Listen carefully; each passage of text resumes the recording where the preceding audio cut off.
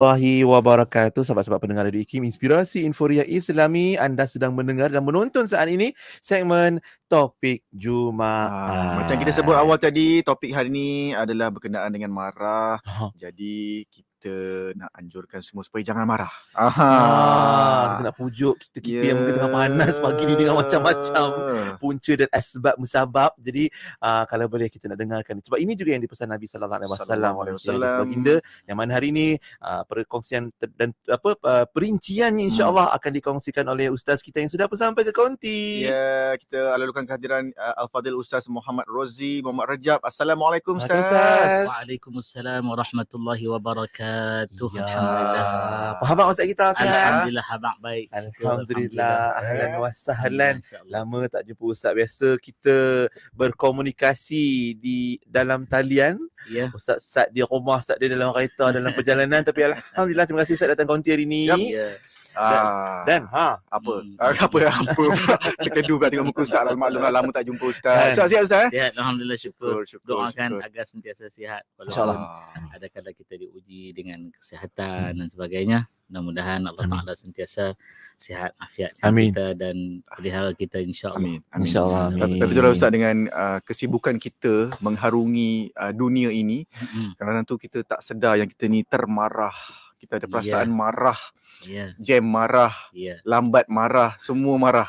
Jadi kita rasa macam Allah, benda tak patut sebenarnya, sebab Nabi Muhammad sallallahu alaihi wasallam dah anjurkan kita supaya jangan marah, kena sabar. Jadi apa agaknya perinciannya pada jom Ustaz, ini? mukadimah kita pagi ni insya-Allah, silakan. Baik.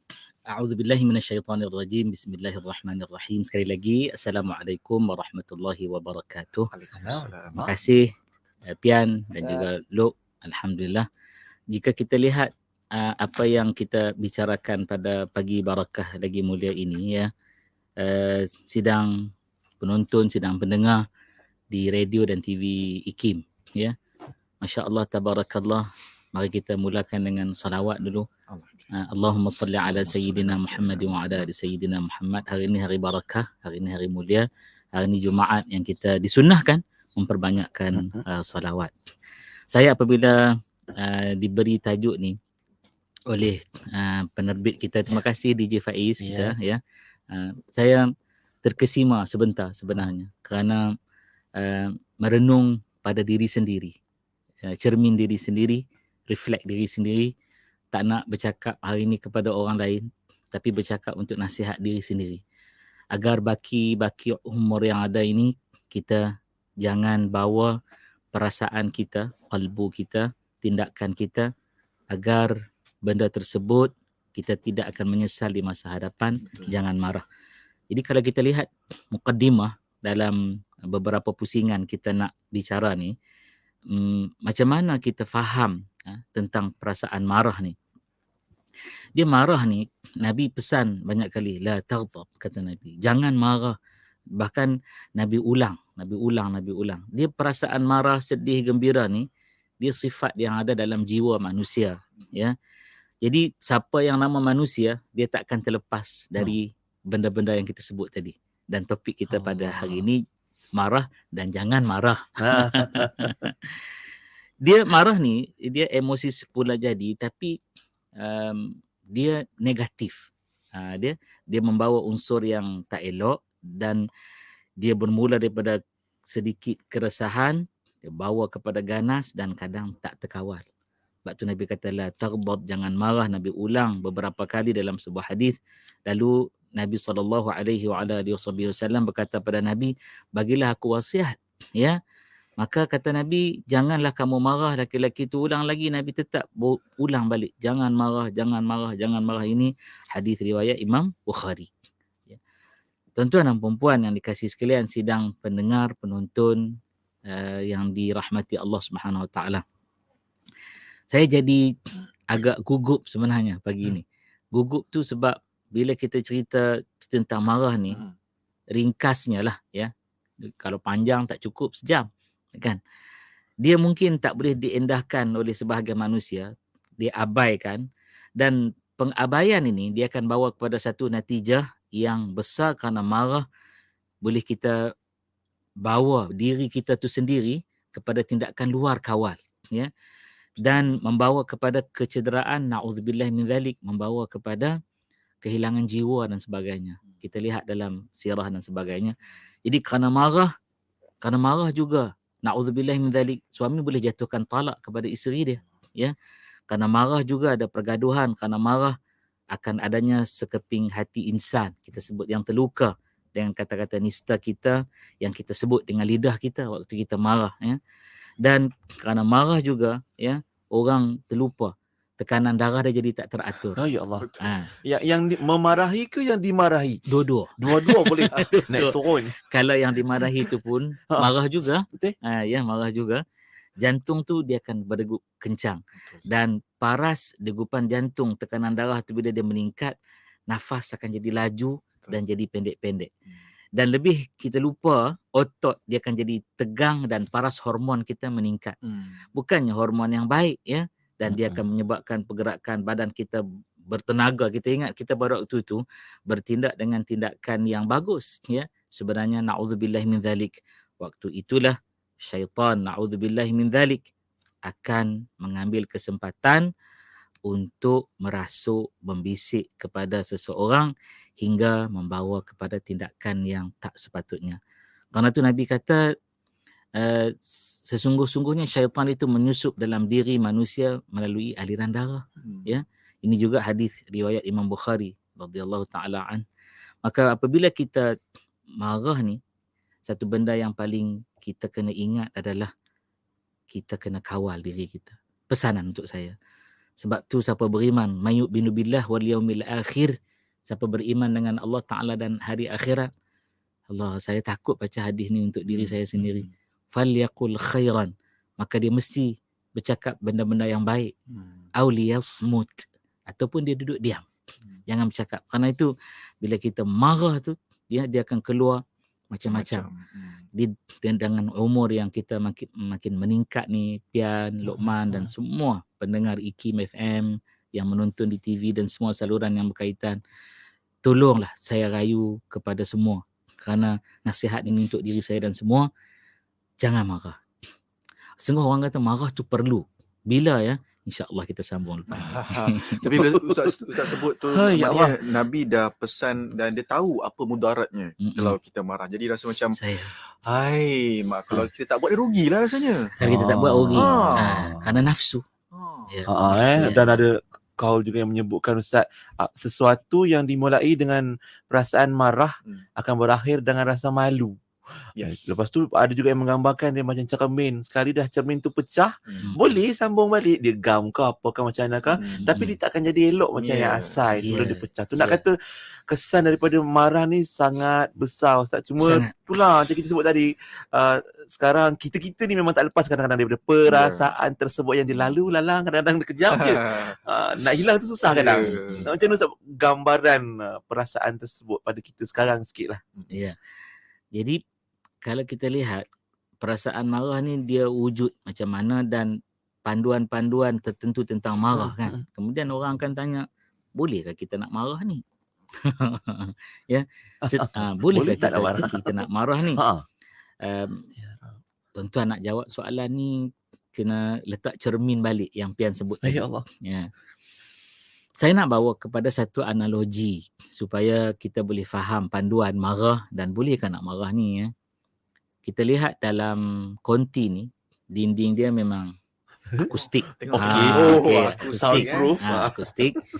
Dan tak ada dinding yang dilepa dengan simen ataupun dinding yang keras, ni semua lembut, ada sponge dan sebagainya. Kita bayang gambar satu dinding lepaan simen, kemudian setiap kali kita marah, ni nak jawab soalan ni, guna analogi, ya, metafora, tamthilan bagi faham. Sebab ada ketika kita akan menghalalkan benda yang kita teringin nak buat. Boleh marah Ustaz. Kan, ni sebab tu sebab ni. Okey, tak faham. Dinding tersebut cantik, elok, ya. Bahkan kita dah buat skinning. Cantik, betul-betul. Okay. Bila engineer bercakap macam ni lah. Was. Once upon a time. Amin. InsyaAllah. Tiba kita ambil setiap kali kita marah, kita nak marah atau kita marah tu kan, kita ambil satu penukul, ya, hammer, bahasa orang tua dia sebut mertun. Betul. Lama Mertun. tak dengar. Dengan paku yang besar, ya, yang keras, paku simen lah, sesuai. Yang ambil paku kayu pula kan. Kita tukul di dinding yang dah cantik skimming tadi tu, Luqman. Kan. Setiap kali nak marah, kita buat. Kemudian bila kita hilang marah, kita cabut baliklah semua paku-paku tu. Dia sama macam cermin tadi. Tapi yang ni lebih dahsyat lagi. Kita tengok balik dinding tersebut. Kita dah tak marah dah. Kita dah cabut dah paku. Apa jadi dengan dinding tersebut? Berlubang lagi. Rosak lagi. Cantik tak yang kita dah skim tadi? Tak cantik kan? Jadi kalau kita tidak mahu benda tersebut berlaku di hati kita dan tak mahu berlaku di hati orang lain, maka janganlah kita ambil satu tindakan marah. Ya.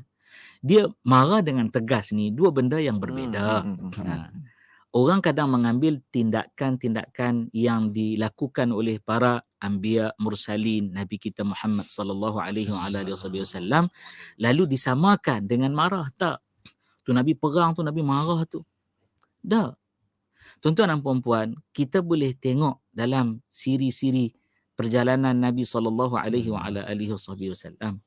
Contoh, satu ketika waktu Nabi sedang pakai rida, ditarik rida oleh satu orang Badawi hingga terbirat di leher Nabi kesan merah, ya. Kasar tak tarikan tu? Kasar. Apa Nabi buat? Para sahabat dah pada waktu itu lain macam dah wajah. Maksudnya apa? Menunjukkan reaksi tak selesa dengan apa yang dia buat. Mungkin waktu tu ada sahabat yang na'udzubillah min dzalik, kita tak nak tuduh yang tak bagus, sedang mula nak datang perasaan marah. Ya. Apa yang dibuat oleh Nabi? Nabi bawa lelaki Badui ni ke dalam rumah Nabi dan Nabi tutup pintu. Nabi cakap, apa benda yang boleh bawa untuk aku berikan kebaikan kepada engkau? Kan? Itu satu. Hingga dia keluar daripada rumah, kita ringkaskan, dia sebut tentang kebaikan Nabi, para sahabat jadi redha kepada dia. Ini selalu kita dengar yang diputarkan di kapsul-kapsul radio IKIM kita. Kan? Selalu kita dengar. Yang dibawa oleh Yang Mulia Al-Allamah Habib Ali Zainal Abidin Al-Hamid. Hafizahullah subhanahu wa ta'ala.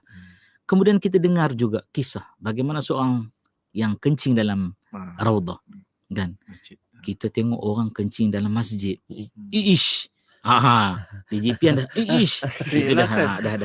Besar kecil. Besar kecil kan. Merah muka semua. Tapi apa Nabi buat? Nabi bagi tahu para sahabat radhiyallahu taala anhum ajma'in, biar aku saja dengan dia. Nabi ambil sebejana air, dituang, dia jerak masuk ke bawah, dan itu juga satu hukum fiqh untuk dipelajari, ya. Kalau kencing tersebut atas pasir, tanah yang poros dan sebagainya, tak payah pergi cari beg holoder untuk nak korek buang, kan. Jurus dia kat atas tu, dia jerak ke bawah dengan air kencing tersebut hilang. Tapi apa yang Nabi bagi tahu kepada lelaki tersebut, ini masjid, bukan tempat untuk kamu buang najis, ya. Hingga kalau kita lihat peristiwa-peristiwa begini, dahsyat. Bagaimana Nabi SAW ya mengajar kita supaya panduan-panduan yang ditunjukkan, ditinggalkan itu jangan berlaku. Ya, jangan berlaku. Dan marah ni, Pian kata tadi, menyebabkan hujung jadi malu. Satu lagi, dia akan bawa kepada jadi menyesal. Jadi menyesal dengan tindakan kita. Dan sesalan tersebut, kalau ada jalan pulang, alhamdulillah. Kalau tiada jalan pulang, na'udzubillah min dzalik. Memang orang senang berkata taubatlah bagi selesai. Baik, betul taubat tu kita mesti buat, wajib buat. Tapi sesalan akan ada sentiasa. Ya. Kerana itu dipesan oleh Allah Subhanahu Wa Taala dalam suratul Asr yang sangat pendek. Ya, semua orang baca selalu di hujung tazkirah, kan, majlis dan sebagainya. Dan ini amalan salafun salih sebenarnya untuk peringatan. Dan kalau kita lihat di awal tu, a'udzubillahi minasyaitonirrajim, bismillahirrahmanirrahim, wal 'asr, demi masa. Apa maksud al-'asr? kalau kita buka tafsir, kita lihat betul-betul Allah boleh guna wal asr dengan gantian wal zaman, wal waqt. Kan? Tapi kenapa diguna perkataan wal asr? Maka kita akan jumpa dalam banyak kitab-kitab tafsir yang besar, dia merujuk kepada waktu asar yang pendek. Waktu asar pendek ke panjang? Panjang. Pendek ke panjang? Panjang. Panjang. Panjang pada Boleh angan-angan manusia. Okay. Sebenarnya dia pendek. Orang-orang Arab dia nak guna waktu asar tu untuk buat apa sebenarnya? Untuk dia keluar berhibur dengan anak-anak keluarga dia. Beriadah. Ambil angin. Kalau kita pernah ke Timur Tengah, negara Arab, Hijaz contohnya, Mekah, Madinah, ya. Dan satu ketika saya pernah transit di Oman pada waktu tu panas sangat-sangat, ya. Kita buka saja arrival hall tu, masuk hawa panas, kita lari masuk dalam balik. Tapi petang mereka akan keluar, bawa keluarga, pasangan, pegang tangan, lari-lari dengan anak sebagainya. Baik. Waktu itulah mengalpakan. Mengalpakan. Hingga kalau kita lihat waktu asar itu, salat fardu asar, waktu yang pendek, waktu itulah kadang orang terlalai dengan fardu asar. Dia sama tak dengan zuhur? Tak. Lagilah Isya lagi panjang. Dia waktu tu Allah sebut innal insana lafi khusr. Sesungguh-sungguhnya makhluk yang nama manusia itu sungguh-sungguh rugi. Lafi khusr. Sungguh-sungguh berada dalam keadaan kerugian. Lafi ni maksudnya sungguh-sungguh berada dalam keadaan. Lam di situ dia lam emphatic, lam taukid. Rugi, betul tak? Rugi. Tapi ada pesanan 4 orang takkan rugi. Illa alladhina amanu, kecuali orang yang telah beriman. Okey, kita tahu. Wa amilus salihat, orang yang buat benda-benda yang baik. Okey, kita tahu perbuatan yang baik. Yang belakang tu wa tawassaw bil haqq, yang duduk pesan dengan benda yang benar, kan? Dan yang paling belakang wa tawassaw bis sabr, dan yang telah sentiasa selalu pesan memesan. Tawassaw ni maksudnya saling berpesan. Ya, saling berpesan. Saya pesan Luke dengan Pian, dengan semua yang sedang mendengar menonton, semua pesan kepada saya, saling memesan bis sabr, dengan kesabaran. Jadi disitulah panduan yang ditanya dalam pusingan kita yang kedua tadi. Ya. Dahsyat. Jadi sabar itu ialah tahan daripada emosi kita yang tak sepatutnya kita lontarkan, kerana besoknya na'udzubillah min dzalik akan berlaku penyesalan nadimin, ya, yang berlaku penyesalan yang na'udzubillah min dzalik, yang paling kita takut, kita bimbang tak ada penghujungnya. Kita doa pada Allah Subhanahu Wa Taala penyesalan tersebut dapat kita bayar waktu hayat masih ada, sebelum kita pejamkan mata selama. Masya-Allah. Terima kasih Ustaz untuk pesanan dan nasihat tersebut.